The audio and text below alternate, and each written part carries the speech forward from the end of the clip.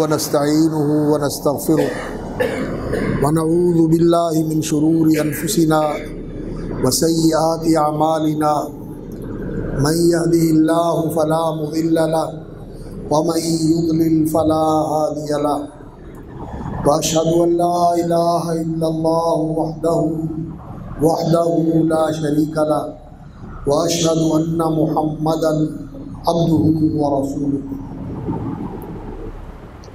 أرسله بالحق بين يدي الساعة بشيرا ونذيرا فمن يطع الله ورسوله فقد رشد واهتدى ومن يعص الله ورسوله فقد ضل وغوى ولا يضر إلا نفسه ولن يضر الله شيئا أما بعد فإن خير الحديث كتاب الله وخير الهدي هدي محمد صلى الله عليه وسلم وشر الأمور محدثاتها وكل محدثة بدعة وكل بدعة ضلالة وكل ضلالة في النار.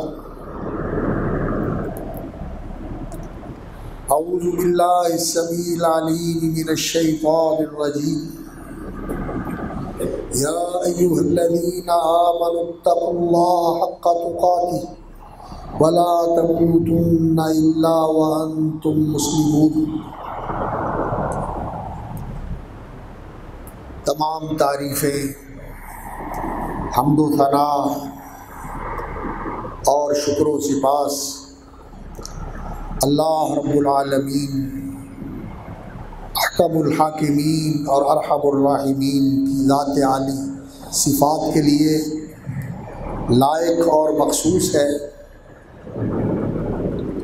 صلوات اور برکات، تحیات اور تسلیمات، ان گن اور بے شمار درود و سلام سید الاولین والآخرین، خاتم الانبیاء والمرسلین، رحمت للعالمین، شفیع المذنبین، سیدنا محمد الرسول اللہ صلی اللہ علیہ وسلم کی ذات بابرکات پر.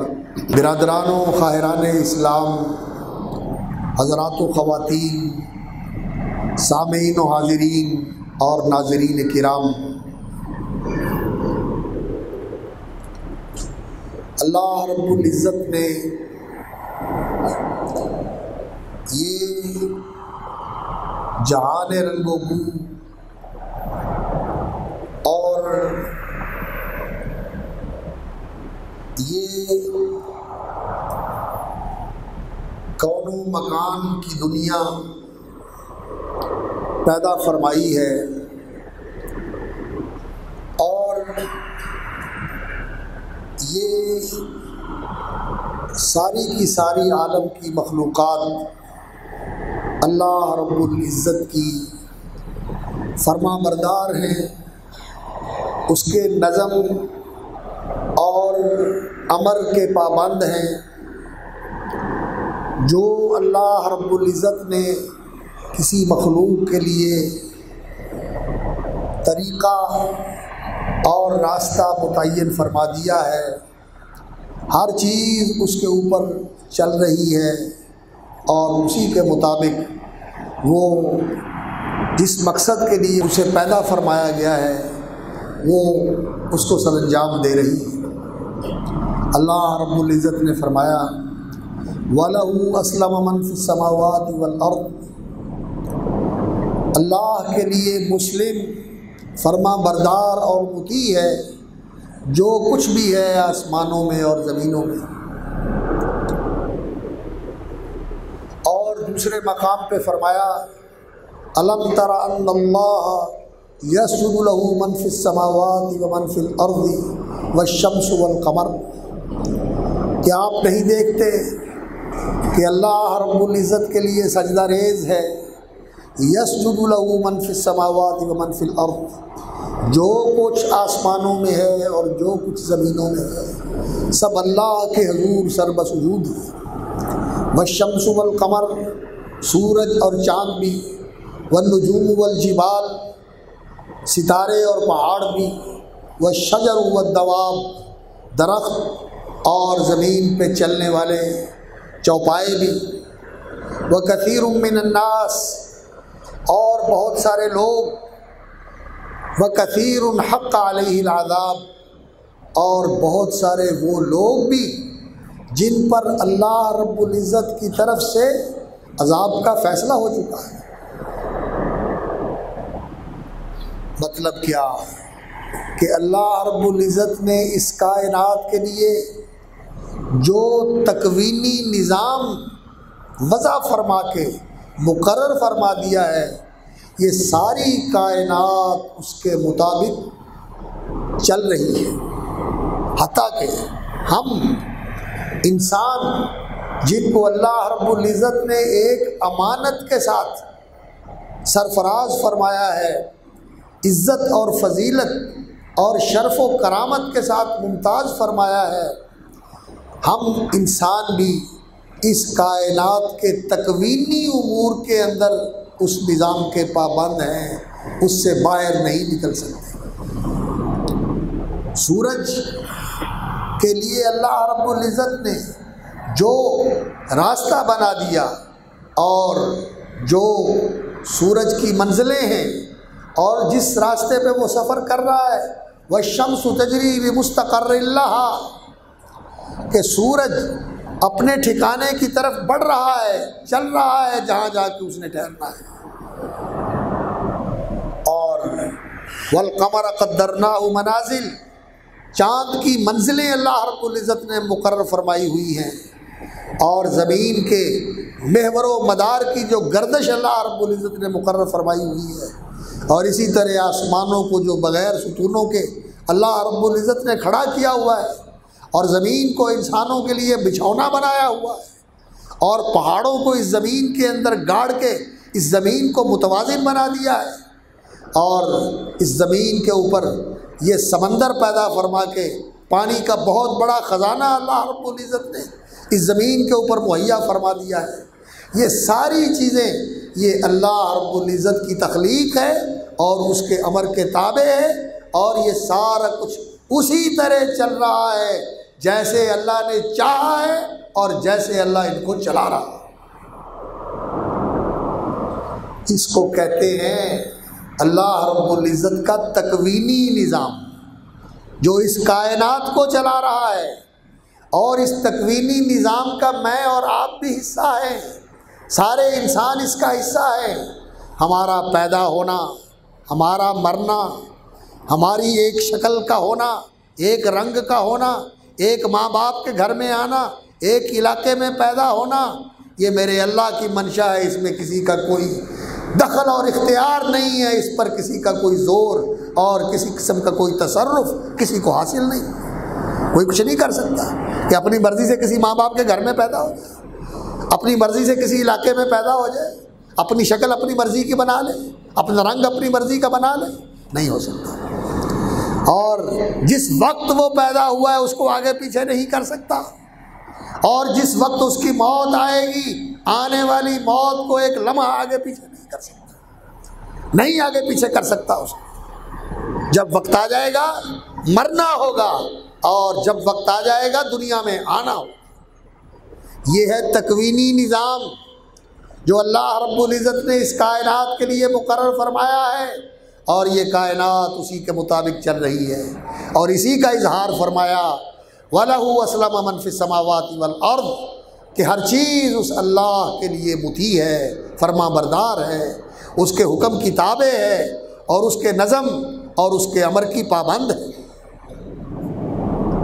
اور ایک اللہ رب العزت نے نظام بنایا ہے اس مخلوق کے لیے جس کو اللہ تعالی نے اختیار اور ارادے کی آزادی عطا فرمائی ہے۔ اختیار اور ارادے کی آزادی اللہ رب العزت نے اس کو عطا فرمائی ہے۔ اس کے لیے اللہ رب العزت نے ایک زندگی کے دائرے میں دین اور شریعت اور اللہ رب العزت کی فرما برداری اور اس کی رضا کو حاصل کرنے کا اللہ رب العزت نے ایک طریقہ مقرر کر دیا ہے، جسے دین کہا جاتا ہے، جسے شریعت کہا جاتا ہے، اور وہ دین اللہ رب العزت کے ہاں دین اسلام ہے۔ ان الدین عند اللہ الاسلام، اور یہی دین اسلام ہے جس کو اللہ رب العزت نے مقرر فرمایا ہے سارے زمانوں کے لیے، سارے انسانوں کے لیے۔ سارے نبی یہی دین لے کے آئے، اور آنے والے زمانوں میں بھی سب لوگوں کے لیے یہی دین ہے۔ شرع لکم من الدین ما وصی بہ نوحا، اللہ نے تمہارے لیے وہ دین مقرر کیا ہے جو نوح علیہ السلام کے لیے تھا، اور آدم علیہ السلام کے لیے بھی وہی تھا۔ آدم علیہ السلام کا دین بھی وہی تھا جو نوح علیہ السلام کا تھا۔ شرع لکم من الدین ما وصی بہ نوحا والذی اوحینا الیک، اور ہمارے نبی صلی اللہ علیہ وسلم پر بھی اسی دین کی وحی فرمائی گئی ہے۔ وما وصینا بہ ابراہیم وموسیٰ وعیسیٰ ان اقیموا الدین، حضرت ابراہیم علیہ السلام، حضرت موسیٰ علیہ السلام، حضرت عیسیٰ علیہ السلام کا بھی یہی دین تھا۔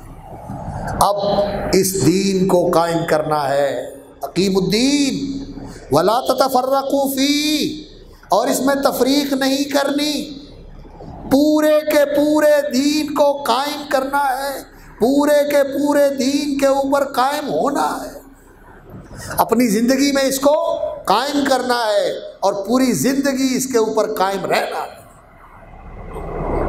یہ دین اللہ رب العزت نے مقرر فرمایا ہے، اور یہی دین اللہ کے ہاں معتبر ہے، مقبول ہے، پسندیدہ ہے۔ فرمایا ان الدین عند اللہ الاسلام، اللہ کے ہاں پسندیدہ اور معتبر دین اسلام ہے۔ وَمَن يَبْتَغِ غَيْرَ الْإِسْلَامِ دِينًا فَلَن يُقْبَلَ مِنْهُ، جو اسلام کے علاوہ کوئی اور دین چاہے اور اللہ کے حضور پیش کرنے کی جسارت کرے، اللہ تعالیٰ کو وہ پسند نہیں، قبول نہیں، مردود۔ فَلَن يُقْبَلَ مِنْهُ، وہ اللہ کے ہاں قابل قبول نہیں ہے۔ وَهُوَ فِي الْآخِرَةِ مِنَ الْخَاسِرِينَ، اور ایسا شخص آخرت میں خسارہ پانے والا ہوگا۔ یہ دین اسلام جو اللہ رب العزت نے ہمارے لیے مقرر فرمایا ہے وہ کیا ہے، یہ میں آج آپ کو بتانا چاہتا ہوں۔ وہ دین اسلام کیا ہے، اس کی حقیقت اگر ہم جاننا چاہتے ہیں تو ربانی اور محقق علماء نے اس کی وضاحت یوں فرمائی ہے کہ وہ دین اسلام، الاسلام هو الاستسلام للہ وحدہ، وہ اللہ رب العزت کی مکمل فرما برداری کا نام ہے۔ الاستسلام للہ والانقیاد له بالطاعۃ والخضوع، اس کے فرما بردار بن جانا، اس کے حکم بجا لاتے ہوئے، اس کی فرما برداری کرتے ہوئے، اور اس کے سامنے عاجزی، نیاز مندی، تذلل اور خضوع کا اظہار کرتے ہوئے، والخلوص من الشرک، اور شرک سے اپنے آپ کو پاک کرتے ہوئے، ہر قسم کے شرک سے اپنے آپ کو بچاتے ہوئے، یہ اسلام ہے، یہ اسلام ہے۔ اور یہ اسلام ہم سے مطلوب ہے پوری زندگی کے اندر ہمارا عقیدہ بھی وہ ہو جو اسلام نے بتایا ہے، ہماری عبادت بھی وہ ہو جو اسلام نے بتائی ہے، اور ہمارے معاملات بھی ویسے ہوں جیسے اسلام نے ہم سے مانگا اور چاہا ہے، ہمارا اخلاق اور رویہ، سلوک اور برتاؤ بھی وہی ہو جو اسلام ہم سے چاہتا ہے، ہماری سیاست اور حکومت بھی ویسی ہو جیسی اسلام چاہتا ہے کہ مسلمانوں کو سیاست اور حکومت کرنی چاہیے، ہماری معیشت اور تجارت بھی ویسی ہونی چاہیے جیسی اسلام نے تقاضا کیا ہے کہ اللہ کے بندے ایسی تجارت کریں، ان کا ایسا اقتصاد اور معیشت کا نظام ہونا چاہیے، اور ان کی عدالت کا اور ان کی ریاست کا نظام بھی ویسا ہی ہونا چاہیے جیسا اللہ رب العزت نے مقرر فرمایا ہے۔ اس انسانی زندگی کا کوئی دائرہ، اس کا کوئی شعبہ اور اس کا کوئی میدان وہ اسلام سے باہر نہیں ہے، وہ سب کو اسلام نے متعین کر دیا ہے، اور ان کے اندر انسان کے طرز عمل کی تشکیل فرمائی ہے، اور انسان کو دے دیا ہے کہ تو نے ایسے ایسے ایسے ایسے کام کرنا ہے۔ اللہ اکبر۔ اور یہ دین اسلام، یہ شریعت اسلامیہ، یہ دین برحق اللہ رب العزت کا کامل اور شامل دین ہے، کامل دین ہے، اس میں دنیا بھی ہے، اس میں آخرت بھی ہے، اور یہ شامل دین ہے، اس میں عقیدہ بھی ہے، اس میں عبادت بھی ہے، اس میں تجارت بھی ہے، اس میں حکومت بھی ہے، اس میں ملک کا داخلی نظام بھی ہے اور بین الاقوامی نظام بھی ہے۔ پوری کی پوری زندگی کو یہ دین کور کرتا ہے، اس کی رہنمائی کرتا ہے اور اس کو منضبط کرتا ہے۔ اس دین نے حدود مقرر کر دی ہیں، راستے متعین کر دیے ہیں کہ یہ حدود ہیں، ان سے باہر نہیں جانا، اور یہ راستہ ہے، اسی کے مطابق چلنا ہے۔ سب کچھ اس دین نے واضح کر دیا ہے، اور پھر اللہ رب العزت نے اسے مقرر کر کے بیان بھی فرما دیا ہے۔ اللہ رب العزت نے اس کو واضح بھی فرما دیا ہے، اور نبی صلی اللہ علیہ وسلم نے اسے پہنچا دیا، اس پہ چل کے دکھا دیا، اور آپ صلی اللہ علیہ وسلم نے اس کے حدود و قیود پوری طرح واضح فرما دیے، اور فرمایا ترکتکم علی المحجۃ البیضاء، لوگوں میں تمہیں اس راستے پہ چھوڑ کے جا رہا ہوں، المحجۃ البیضاء، جو روشن تابندہ اور واضح راستہ ہے۔ المحجہ واضح راستہ، البیضاء روشن اور تابندہ راستہ، لیلھا کنہارھا، یہاں رات بھی دن کی طرح روشن ہے، رات بھی دن کی طرح روشن ہے، کوئی ابہام نہیں، کوئی التباس نہیں، کوئی ایچ پیچ نہیں، اور کسی قسم کی کوئی الجھن نہیں۔ لا یزیغ عنہا الا ہالک، اب اس راستے سے دائیں بائیں جو جائے گا وہ ہلاکت میں مبتلا ہوگا، وہ تباہ و برباد ہوگا، اس کی دنیا بھی برباد ہوگی، اس کی آخرت بھی تباہ ہوگی، اس کی آخرت بھی نہیں رہے گی اور اس کی دنیا بھی نہیں رہے گی۔ تو اس لیے اس مہینے کے اندر جب کہ اللہ رب العزت نے ہمیں یہ موقع عطا فرمایا ہے کہ رمضان کے مہینے میں انسان اپنے ایمان کا احتساب کرے اور اپنے عقیدے اور عمل کا احتساب کرے، اپنی زندگی کی ترجیحات کا احتساب کرے، اور صبر کی تربیت لے کر انسان اس دین کی طرف پلٹے، اس دین کی طرف رجوع ہو اور اس دین کے اوپر قائم ہو جو اللہ رب العزت نے ہمارے لیے پسند فرمایا ہے۔ اللہ رب العزت نے اس دین کو مکمل کر دیا، فرمایا الیوم اکملت لکم دینکم، میں نے تمہارا دین مکمل کر دیا، ورضیت لکم الاسلام دینا، اور اس دین کو تمہارے لیے میں نے پسند فرمایا ہے۔ یہ اللہ کا پسندیدہ دین ہے۔ وتمت کلمۃ ربک صدقا وعدلا، اور تیرے رب کے کلمات جو اس کے تقویمی کلمات ہیں جس کے مطابق یہ پوری کائنات چل رہی ہے، وہ کلمات تقویمیہ وہ بھی اللہ رب العزت کے عدل کے اوپر مبنی ہیں، اور وہ سچے اور پکے ہیں، اٹل اور قطعی ہیں، ان میں کوئی آگا پیچھا نہیں کر سکتا، کوئی رد و بدل نہیں کر سکتا۔ اور اسی طرح جو اس کے تشریعی اوامر ہیں، تشریعی اوامر ہیں جو اس کی دین اور شریعت کے احکام ہیں، یہ جو اس کے اوامر اور احکام ہیں یہ بھی پورے ہیں۔ کلمۃ ربک تمت کلمۃ ربک، پورے اور سچے ہیں یہ، صدقاً، ان کی سچائی میں، ان کی حقانیت میں، ان کے مبنی پر حکمت ہونے میں کوئی شک و شبہ نہیں، وعدلا، اور یہ عدل اور حکمت کے ساتھ معمور ہیں، نہ یہ غیر حکیمانہ ہے اور نہ ہی یہ غیر عادلانہ ہے، عدالت اور حکمت بھی ان کے اندر ہے اور صداقت اور حقانیت بھی ان کے اندر ہے۔ تو یہ دین کامل بھی ہے اور شامل بھی ہے، کوئی زندگی کا حصہ اس سے باہر نہیں ہے۔ زندگی عقیدہ، زندگی عبادت، زندگی معاملات کے اندر عدل اور احسان، زندگی حکومت اور ریاست کے اندر لوگوں کے اندر عدل قائم کرنا اور لوگوں کی خدمت کرنا، اور دنیا سے ظلم اور زیادتی کو ختم کرنا، اور ایک اللہ کی بندگی کو پوری دنیا کے اندر لوگوں سے کہنا کہ اس کے بندے بنو اور اس کی بندگی کرو، اور اس کے سوا ہر ایک کی بندگی چھوڑ دو۔ دین اسلام اس چیز کا نام ہے۔ حضرت ربعی ابن عامر رضی اللہ تعالیٰ عنہ نے جب رستم کے دربار میں جا کر اسلام کی سفارت اور اسلام کی نمائندگی کرتے ہوئے یہ بتایا تھا کہ ہم کس لیے آئے ہیں، اس نے پوچھا کہ تم کون ہو، کہاں سے آئے ہو، کس لیے آئے ہو، تم تو عرب کے پسماندہ لوگ تھے۔ تو کہنے لگے کوئی شک نہیں کہ ہم پسماندہ تھے، ہم بالکل بے حیثیت تھے، لیکن اللہ ابتعثنا، اللہ رب العزت نے ہمیں کھڑا کیا ہے، ہمیں مبعوث کیا ہے، اللہ رب العزت نے ہمیں یہ ذمہ داری سونپی ہے، ہمارا انتخاب فرمایا ہے۔ کس لیے؟ لنخرج العباد من عبادت العباد الى عبادت رب العباد، کہ ہم لوگوں سے انسانوں کی بندگی چھڑا کر انہیں اللہ کی بندگی کے اوپر لگا دیں۔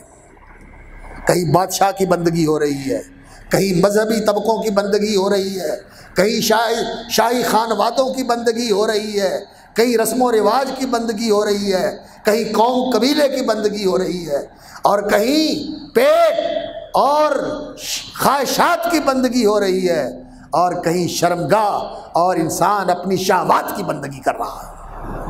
ان بندگیوں کے اندر انسان لگا ہوا ہے، ان ساری بندگیوں سے نکال کر اسے صرف ایک اللہ کی بندگی کے اوپر لگا دینا۔ وَمِن جَوْرِ الْأَدْيَانِ إِلَىٰ عَدْلِ الْإِسْلَامِ، اور یہ جو لوگوں کے بنائے ہوئے نظام ہیں، وہ شاہی نظام ہو بادشاہت کا، وہ قومی نظام ہو لوگوں کے قوم قبیلے کا، یا وہ کوئی لوگوں کے جرگے کا نظام ہو، یا آج کے دور میں یہ جو نظام چل رہے ہیں جنہیں جمہوریت کہا جاتا ہے یا سیکولرزم کہا جاتا ہے، ان سارے نظاموں کے اندر ظلم، زیادتی، حق تلفی اور لوگوں کے ساتھ بددیانتی اور بدسلوکی ایک ہی جیسا رویہ ہے۔ کوئی نظام بھی اس سے پاک نہیں ہے۔ اگر عدل ہے تو صرف اور صرف اسلام کے اندر، اسلام ہے وہ عدل کا نظام، جس کو اللہ رب العزت نے نازل ہی اس لیے کیا تھا لیقوم الناس بالقسط، تاکہ سارے لوگ عدل کے اوپر زندگی گزارنے والے ہیں، اور اس میں عدل سب کے لیے ایک جیسا ہے، جیسا بادشاہ کے لیے ہے ایک ادنا مزدور کے لیے بھی ویسا ہے، جیسے عورت کے لیے ہے مرد کے لیے بھی ویسا ہی، جس طرح کے کسی اونچے خانوادے کے لیے اور اونچی جاتی کے لوگوں کے لیے ہے، اسی طرح جن لوگوں کو لوگ نیچ سمجھتے ہیں ان کے لیے بھی وہی ہے۔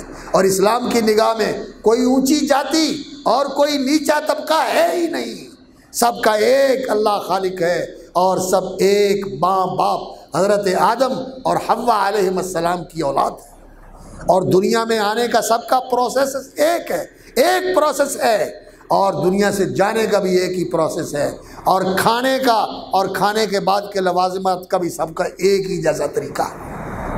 اس لیے یہ دین یہ چاہتا ہے کہ جتنے دنیا کے اندر ادیان ہیں ان کے ظلم سے انسانیت کو نکال کر اسلام کی عدل کی آغوش میں لے آیا جائے، اور اسلام کے عدل کے جھنڈے کے نیچے ان کو اکٹھا کر دیا جائے۔ وَمِن ضِيقِ الدُّنْيَا إِلَىٰ سَعَةِ الْآخِرَةِ، اور یہ اسلام اس لیے ہے کہ دنیا کی تنگیوں سے نکال کر آخرت کی وسعتوں کے اندر انسان کو لے جایا جائے۔ حضرات گرامی، یہ دین اللہ رب العزت کا مقرر کردہ دین ہے، اور اس دین کے مقابلے میں کسی بھی جگہ پر عقیدہ ہو، عبادت ہو، اخلاق ہو، سلوک ہو، معاملہ ہو، سیاست ہو، حکومت ہو، ریاست ہو، عدالت ہو، پنچایت ہو، کوئی بھی معاملہ ہو، مسلمان کے لیے اختیار نہیں ہے کہ وہ اس دین سے آگے پیچھے ہو، اس کا فرض یہ ہے کہ وہ اس دین کے اوپر قائم رہے۔ وَمَا كَانَ لِمُؤْمِنٍ وَلَا مُؤْمِنَةٍ، کسی مومن مرد کے لیے، کسی مومن خاتون کے لیے یہ گنجائش ہی نہیں ہے، اس کا جواز ہی نہیں ہے۔ وَمَا كَانَ لِمُؤْمِنٍ وَلَا مُؤْمِنَةٍ إِذَا قَضَى اللَّهُ وَرَسُولُهُ، جب اللہ اور اس کے رسول کا فیصلہ اور حکم آ جائے، أَن يَكُونَ لَهُمُ الْخِيَرَةُ مِنْ أَمْرِهِمْ، کہ ان کی خود مختاری اور مرضی پھر باقی رہ جائے، نہیں، پھر مومن کی مرضی نہیں، پھر مومن خاتون کی مرضی نہیں، مرضی کس کی؟ اللہ کی، اللہ کی مرضی چلے گی۔ ما كان لهم الخيرة من امرهم، اللہ اکبر۔ وما كان لمؤمن ولا مؤمنة اذا قضى الله ورسوله ان يكون لهم الخيرة من امرهم ومن يعص الله ورسوله، ہاں کوئی اللہ کی مرضی پوری کرے یا اللہ کی ناراضگی کے راستے کے اوپر چلے، محدود وقت کے لیے، محدود دائرے کے اندر انسان کو اختیار اور آزادی ہے، لیکن مطالبہ اس سے یہ ہے کہ نافرمانی کا اختیار رکھنے کے باوجود اور فرما برداری چھوڑنے کا اختیار رکھنے کے باوجود اگر تو فرما بردار بن جائے اور نافرمانی چھوڑ دے تو بندے میں تجھ سے راضی ہو جاؤں گا، میں تجھ سے راضی ہو جاؤں گا۔ اللہ اکبر۔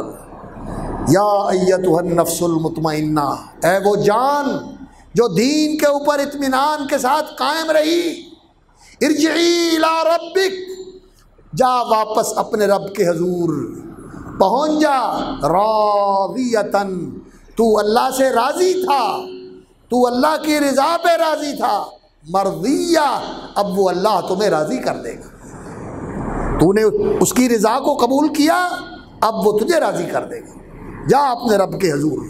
تو مسلمان کو اس دین کے معاملے میں اللہ اکبر یہ راستہ اختیار کرنا چاہیے کہ انسان اپنی مرضیاں چھوڑ دے، عقیدے میں، عمل میں، عبادت میں اپنی خود مختاریاں چھوڑ دے، اور کیسے زندگی گزارے؟ جیسے کوئی قیدی قید میں زندگی گزارتا ہے۔ فرمایا رسول اکرم صلی اللہ علیہ وسلم نے، الدنیا سجن المومن، دنیا مومن کا قید خانہ ہے، جنت الکافر، اور کافر کی جنت ہے۔ اللہ اکبر۔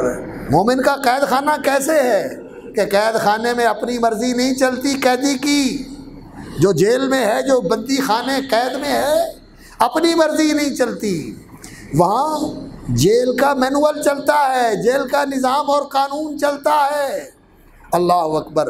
اب باہر نکلنا ہے، اب انسپیکشن ہونی ہے، اب حاضری لگنی ہے، اب لنگر تقسیم ہونا ہے، اب بتیاں بجھا دی جائیں گی، اب سو جانا ہے، اب جاگ جانا ہے۔ سارا نظام جو جیل کا سسٹم ہے اس کے مطابق چلتا ہے، اپنی مرضی نہیں چلتی۔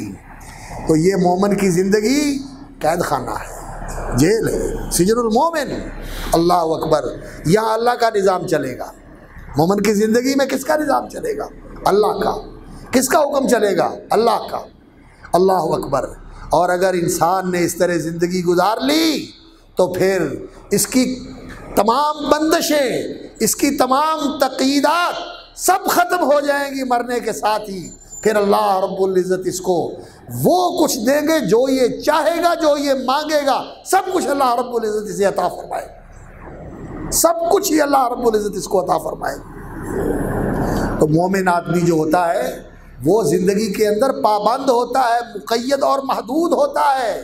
وہ جنت الکافر، اور کافر کی جنت ہے، جو چاہے کرے، اس لیے کہ وہ اللہ کی شریعت کو نہیں مانتا، وہ اللہ رب العزت کو اپنا رب نہیں مانتا، وہ اللہ رب العزت کو اپنا ملک بادشاہ نہیں مانتا، وہ اللہ رب العزت کو اپنا معبود اور اپنا الہ نہیں مانتا۔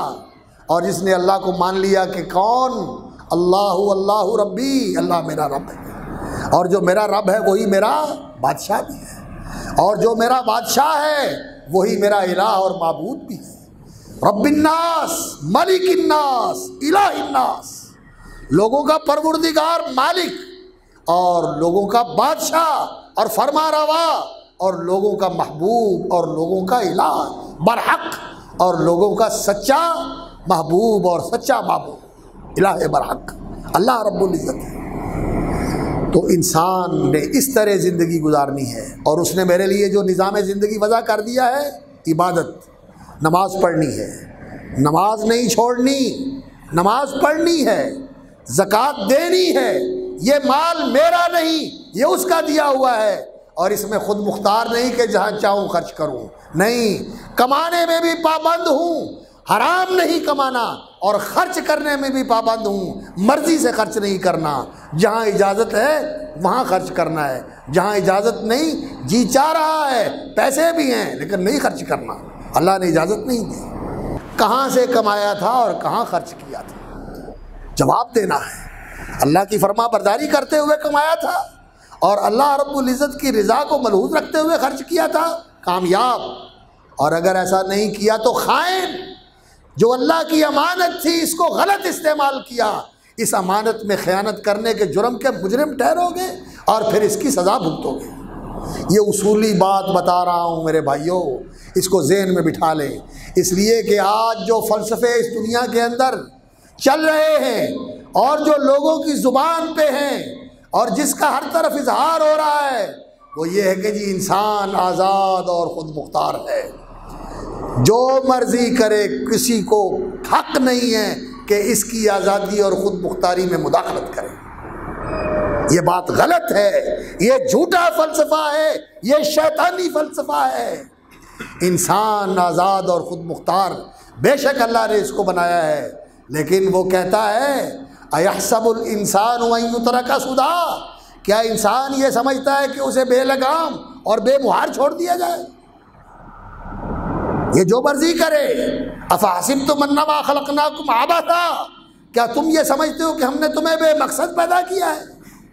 تمہیں ایسے پیدا کیا ہے کہ کوئی بتانے والا ہی نہیں، کوئی پوچھنے والا ہی نہیں، کسی کے سامنے جواب دے رہی ہوں، اور تمہاری جو کارکردگی ہے اس کا تم سے محاسبہ نہیں کیا جائے گا؟ کیا سمجھتے ہو تم؟ اللہ رب العزت نے یہ جہان تماشا بنایا ہوا ہے۔ اللہ اکبر، یہ تماشا نہیں، یہ دنیا تماشا گاہ نہیں، کھیل نہیں ہے، یہ بے مقصد نہیں ہے، اور انسان بے مہار اور بے لگام نہیں ہے۔ اللہ رب العزت کے سامنے جواب دے۔ انکم مسئولون وقفوہم، انہیں کھڑا کیجئے، انہم مسئولون، ان سے پوچھا جائے گا زندگی دی تھی کہاں لگائی، جوانی دی تھی کہاں لٹائی، مال کہاں سے کمایا کہاں خرچ کیا، اور جو تیرے علم میں تھا اس پر کیا عمل کر کے آیا ہے۔ جب تک اس کا جواب نہیں دے گا اللہ کی بارگاہ میں صحیح اور ٹھیک ٹھیک، اس وقت تک کسی کے قدم اپنی جگہ سے ہل نہیں سکیں گے، کسی کے قدم ہل نہیں سکیں گے، وہی کھڑے رہنا پڑے گا۔ صحیح جواب دے گا تو وہاں سے ٹل سکے گا، ہل سکے گا، نہیں تو وہی کھڑے، اور اگر غلط جواب ہوا تو پھر اللہ رب العزت سزا دے گا، جہنم میں جائے گا۔ تو انسان آزاد اور خود مختار نہیں ہے، اور جو کام ہے دنیا کے، آج دنیا کہتی ہے مساوات، کہ سب کچھ ٹھیک ہے جی، سود بھی ٹھیک ہے اور چیریٹی بھی ٹھیک ہے، خیرات کرو یہ بھی ٹھیک ہے، اچھی بات ہے کرو، اور سود کے ساتھ پیسہ کماؤ یہ بھی ٹھیک ہے، پیسہ کمانا چاہیے بھئی، کمائیں گے تو تبھی چیریٹی کریں گے، تبھی خیرات کریں گے، صدقہ کریں گے۔ غلط ہے، حرام ہے، نہیں۔ سود سے بے شک جتنا فائدہ ہو رہا ہو نہیں لینا، چھوڑ دینا اس کو، اور خیرات کرنے سے لگتا یہ ہے کہ مال میں کمی آتی ہے، لیکن وہ مالک کہتا ہے کہ نہیں آتی۔ وَمَا أَنفَقْتُم مِّن شَيْءٍ فَهُوَ يُخْلِفُهُ، جو اللہ کے لیے خرچ کرتے ہو اللہ تعالیٰ اس کی جگہ پہ اور پیدا کر دیتا ہے۔ اللہ کا کیا کہنا ہے؟ وَمَا أَنفَقْتُم مِّن شَيْءٍ فَهُوَ يُخْلِفُهُ، جو خرچ کرو گے اللہ تعالیٰ اس کی جگہ پہ اور لے آئے گا۔ اور جو محمد الرسول اللہ صلی اللہ علیہ وسلم اللہ کے سچے رسول ہیں، سچے ہیں، بے شک سچے ہیں، الصادق المصدوق الامین، وہ کہتے ہیں اللہ اکبر، وہ قسم کے بغیر بھی بات کرے تو ان کی بات سچی، بالکل سچی، وہ قسم کھا کے کہتے ہیں میری اس ذات کی قسم جس کے قبضے میں محمد کی جان ہے، ما نقصت صدقۃ من مال، صدقہ کرنے سے مال میں کمی نہیں آتی۔ اور اللہ تعالیٰ نے کیا فرمایا؟ یمحق اللہ الربا، اللہ تعالیٰ سود کا بیڑا غرق کرتے ہیں، سود کی جڑ کاٹ دیتے ہیں۔ اور نبی صلی اللہ علیہ وسلم نے کیا فرمایا؟ الربا وإن كثر فإن عاقبته إلى كل یا قل، فرمایا سود کتنا ہی بڑھتا دکھائی دے اس کا انجام یہی ہے کہ وہ ختم ہونے والا ہے، مٹنے والا ہے، گھٹنے والا ہے۔ سود سے بڑھے گا نہیں مال، گھٹے گا، بے برکتی ہوگی، تباہ ہوگا مال۔ اور صدقہ کرنے سے اللہ اکبر، اللہ تعالیٰ مال میں بڑھاتا ہے۔ یربی الصدقات، اللہ تعالیٰ یمحق اللہ الربا، سود کو مٹاتا ہے، وَيُرْبِي الصَّدَقَاتِ، اور صدقات سے مال کو بڑھاتا ہے۔ یہ حقیقتیں ہیں، لیکن آج دنیا کہتی ہے نہیں، سود میں اور اس میں تجارت میں کوئی فرق نہیں۔ مکے کے لوگ بھی یہی کہتے تھے، انما البیع مثل الربا، جیسے سود سے نفع ہوتا ہے اسی طرح تجارت سے نفع ہوتا ہے، کیا فرق ہے دونوں میں؟ یہ فلسفہ ان کا بھی تھا اور یہ آج کی اکانومی کی بھی بنیاد ہے۔ لیکن مسلمان اس کی یہ سوچ نہیں، وہ کہتا ہے میں نے سود نہیں لینا، بے شک اس میں فائدہ ہے، میں نے تجارت کرنی ہے، بے شک اس میں فائدہ تھوڑا ہے۔ مسلمان پابند ہے، مسلمان جیل میں ہے، یہ دنیا جیل خانہ ہے۔ مسلمان اللہ کے نظام اور قانون کا پابند ہے، یہاں اس کی مرضی نہیں چلے گی، یہاں اللہ کی مرضی چلے گی ایک مسلمان کی زندگی میں۔ اور جب عدالت کے اندر بیٹھا ہوا ہے تو اس چیز کا پابند ہے کہ کیسے حکم کرے۔ وَنَحْكُمْ بَيْنَهُمْ بِمَا أَنزَلَ اللَّهُ، چیف جسٹس صاحب، ہائی کورٹ کے جج صاحب، سپریم کورٹ کے چیف جسٹس صاحب، یہ اللہ کا حکم ہے۔ وَنَحْكُمْ بَيْنَهُمْ بِمَا أَنزَلَ اللَّهُ، ہر معاملے میں وہ فیصلہ کیجئے جو اللہ رب العزت کا حکم ہے۔ مسلمان کی حیثیت سے یہ آپ کا فرض ہے۔ اور اگر آپ یہ کہتے ہیں کہ میں تو پاکستان کے دستور کا پابند ہوں، تو پاکستان کے دستور میں شک تو یہ موجود ہے کہ کتاب و سنت پاکستان کا سپریم لا ہے، اور کوئی قانون اس پاکستان کے اندر کتاب و سنت کے خلاف نافذ نہیں کیا جا سکتا۔ ہاں، اگر کوئی ہمارے صاحب یہ کہہ دیں کہ دستور کی کسی بھی شک کو کسی دوسری شک پر کوئی فوقیت حاصل نہیں ہے، تو پھر آپ کی سوچ مسلمانی والی سوچ نہیں ہے، یہ وہ سوچ ہے جو آپ کو کہیں اور سے ملی ہے۔ اسلام تو یہ کہتا ہے کہ جاہلیت اور اسلام برابر نہیں ہو سکتے، اور آپ یہ کہیں کہ جاہلیت اور اسلام برابر ہیں ایک جیسے، افحکم الجاہلیت یبغون، اور جاہلیت کا نظام چاہتے ہیں کہ اسلام کے برابر کر دیا جائے۔ وَمَنْ أَحْسَنُ مِنَ اللَّهِ حُكْمًا لِقَوْمٍ يُوقِنُونَ، اور اللہ سے بڑھ کر کون ہے یقین والوں کے لیے بہتر فیصلہ کرنے والا؟ اللہ کا فیصلہ بہترین فیصلہ ہے۔ اسی طرح جو پارلیمنٹ ہے، قانون ساز ادارہ ہے، وہ ایوان بالا ہو یا ایوان زیری ہو، ان کا فرض بنتا ہے کہ وہ کوئی ایسا ضابطہ اور قانون نہ بنائے جو شریعت اسلامیہ کے مخالف ہے۔ وزارت خزانہ ہے اور اسی طرح منصوبہ بندی کی وزارت ہے، ان کا یہ فرض بنتا ہے کہ کوئی ایسا طریقہ اور کوئی ایسا منصوبہ نہ تجویز کریں جس سے کسی شریعت کے حکم کو غزت پہنچتی ہو اور کوئی شریعت کا حکم متاثر اور پامال ہوتا، ان کے لیے جائز نہیں ہے، اس کی پابندی کرنی چاہیے۔ اور ہمارے جو علماء کرام ہیں، جو دین کے پیشوا ہیں، جن کی مذہب کی حفاظت کی ذمہ داری ہے، ان کا بھی یہ فرض بنتا ہے کہ کوئی ایسی بات نہ کہیں جس سے اس دین کی بنیاد عقیدہ توحید پہ زد پڑتی ہے۔ کوئی ایسا عمل نہ کریں، کوئی ایسا عمل نہ کریں جس سے اس دین کی بنیاد نبی صلی اللہ علیہ وسلم کی سنت اور طریقے سے انحراف ہوتا ہو۔ کیوں؟ اس لیے کہ دین کے معاملے میں اگر کوئی شرک کرے گا تو شرک ایسا منحوس اور ایسا برا عمل ہے، وَلَوْ أَشْرَكُوا لَحَبِطَ عَنْهُمْ مَا كَانُوا يَعْمَلُونَ۔ پہلے 18 نبیوں کا نام لے کر اللہ رب العزت نے سورۃ الانعام میں فرمایا کہ اگر ان میں سے کوئی شرک کر لے تو ان کا سب کیا کرایا برباد۔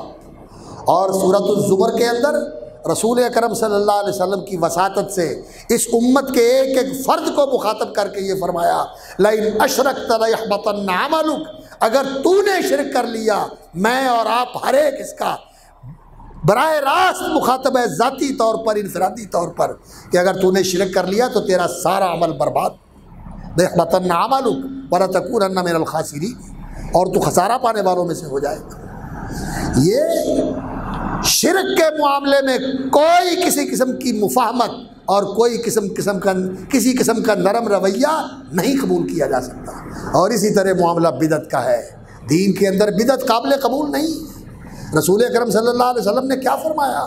من عمل عملا لیس علیہ امرنا، جو کوئی کام کرے اور وہ ہمارے طریقے کے مطابق نہ ہو۔ کون سا طریقہ؟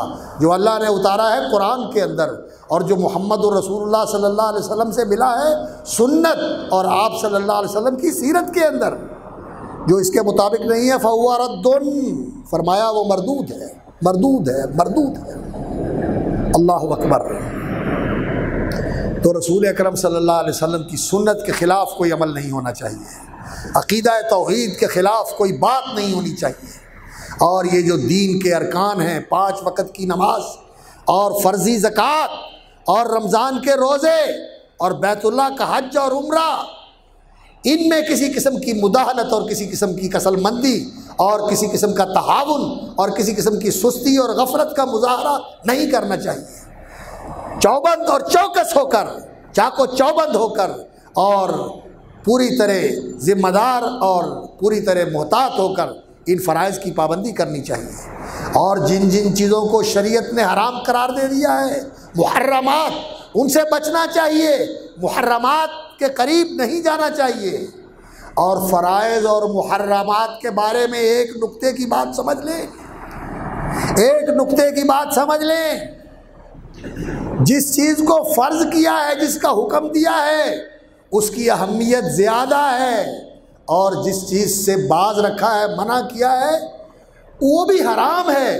لیکن اگر کوئی آدمی حرام کا ارتکاب کر لیتا ہے تو اس کا گناہ چھوٹا ہے بنسبت اس کے کہ کوئی آدمی جس چیز کا حکم دیا گیا ہے اس کو چھوڑ دیتا ہے۔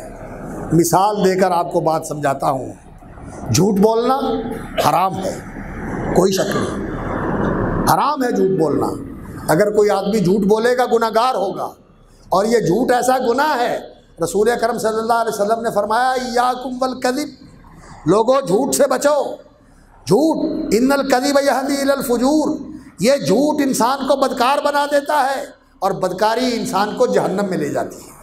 جھوٹ جہنم میں لے جانے والا عمل ہے، جھوٹ گناہ ہے، کبیرہ گناہ ہے، جھوٹی گواہی، جھوٹی قسم، یہ بہت بڑے بڑے کبیرہ گناہ ہیں۔ ان کا ارتکاب کرنے والا گناہ گار ہوتا ہے، مجرم ہوتا ہے، سنگین جرم کرتا ہے۔ لیکن نماز کا حکم دیا گیا ہے، نماز کا حکم ہے، اور جو آدمی نماز چھوڑتا ہے وہ جتنے بھی کام حرام کیے گئے ہیں سوائے شرک کے سوا جتنے بھی کام حرام ہیں، ان سارے کاموں سے زیادہ بڑا جرم کرتا ہے وہ آدمی جو نماز چھوڑ دیتا ہے۔ یہ ہمیں پتہ نہیں ہے، ہم سمجھتے ہیں کہ ہم نے کبھی وہ کام نہیں کیا، کبھی وہ کام نہیں کیا، ہم دیندار ہیں، لیکن نماز نہیں پڑھتے۔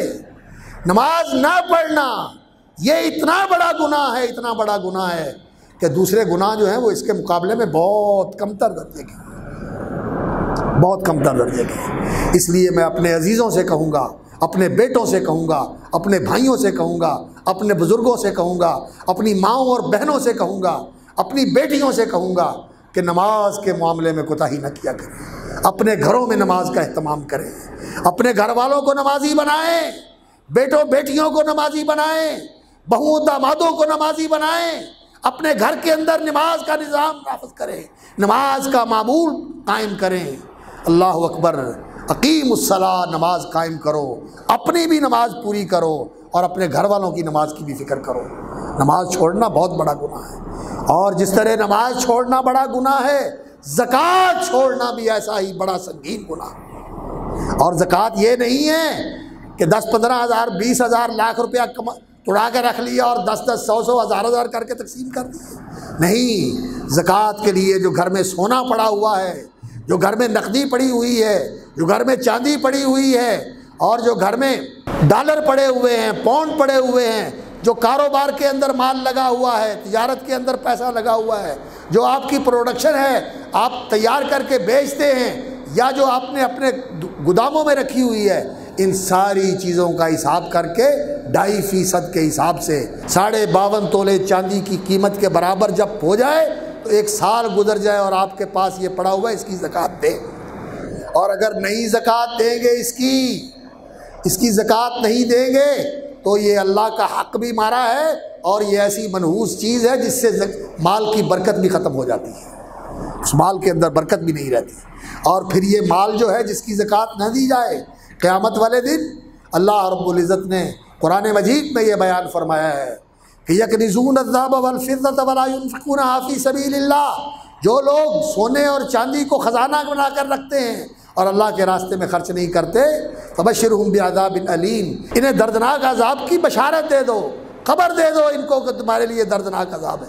یوم یحمى علیہا فی نار جہنم، کہ سونے چاندی اور پیسے روپے کو ایک کاغذ بھی گرم کر لیا جائے گا، یہ آگ بنا کے انسان کے سر کے اوپر اور پورے جسم کے اوپر اس سے داغا جائے گا۔ اور اسی طرح جس نے جانوروں کی زکوٰۃ نہیں دی، جس نے کھیتی کی زکوٰۃ نہیں دی، غلے اور اناج کی زکوٰۃ نہیں دی، یہ بھی انسان کے لیے عذاب کا باعث بنے گا۔ تو زکوٰۃ اور نماز یہ دونوں وہ عمل ہیں کہ اس کے بغیر انسان کی اسلامی شناخت نہیں بنتی۔ فَإِن تَابُوا وَأَقَامُوا الصَّلَاةَ وَآتَوُا الزَّكَاةَ فَإِخْوَانُكُمْ فِي الدِّينِ، فرمایا کافر اور مشرک توبہ کر کے نماز قائم کرنے والے اور زکوٰۃ ادا کرنے والے بنے تو پھر وہ تمہارے دینی بھائی ہیں۔ اور اگر زکوٰۃ اور نماز کا اہتمام نہیں کرتے تو کافروں کا اور مشرکوں کا ایمان اور ان کا اسلام قبول نہیں ہے۔ وہ اسلام پھر دعوے کا اسلام ہے، حقیقت کا اسلام نہیں ہے۔ نماز کی پابندی، زکوٰۃ کی پابندی، روزے کی پابندی اور حج اور عمرہ بھی اللہ کے لیے کرنا، یہ شریعت ہے۔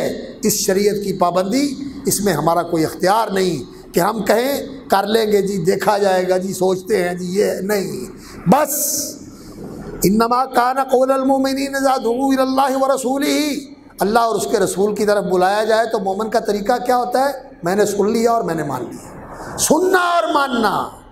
اور جس نے سن کر مان لیا وہ جنت میں، اور جس نے سن کر نہ مانا وہ پھر اپنا ٹھکانہ بنا لے جہاں اس نے بنایا ہے۔ نبی صلی اللہ علیہ وسلم نے فرمایا میری ساری امت جنت میں جائے گی، جو جنت میں جانے سے انکار کرے وہ نہیں جائے گا۔ لوگوں نے کہا یا رسول اللہ جنت میں جانے سے کون انکار کرتا ہے؟ فرمایا جو میری اطاعت کرے گا وہ جنت میں جائے گا، اور جو میری اطاعت نہیں کرتا وہ جنت میں جانے سے انکار کرتا ہے، وہ جنت میں نہیں جائے گا۔ تو یہ اصولی قسم کی باتیں میں نے آپ کے سامنے کی ہیں۔ اللہ رب العزت مجھے بھی توفیق عطا فرمائے اور آپ کو بھی توفیق عطا فرمائے کہ ہم اللہ کے فرما بردار بن جائیں، سچے مسلم بن جائیں۔ فاستقم کما امرت ومن تاب معک، میرے نبی جیسے اللہ کا حکم ہے آپ بھی استقامت اختیار کیجئے، اور یہ جو سارے راستے چھوڑ کر تیرے ساتھ آ کے کھڑے ہو گئے ہیں، تیرے پیروکار اور تیرے مطیع اور فرما بردار بن گئے ہیں، ان کو بھی یہی راستہ اختیار کرنا چاہیے۔ فاستقم کما امرتا، جیسے حکم ہے اسی طرح ڈٹ جاؤ، کھڑے ہو جاؤ۔ اللہ مجھے اور آپ کو توفیق عطا فرمائے، اسی راستے پہ زندہ رکھے، اسی پہ موت دے، اور اسی راہ پہ چلنے والوں کے ساتھ قیامت والے دن شامل فرمائے اور ان کے ساتھ کھڑا فرمائے۔ سبحان ربک رب العزت عما یصفون وسلام علی المرسلین والحمد للہ رب العالمین۔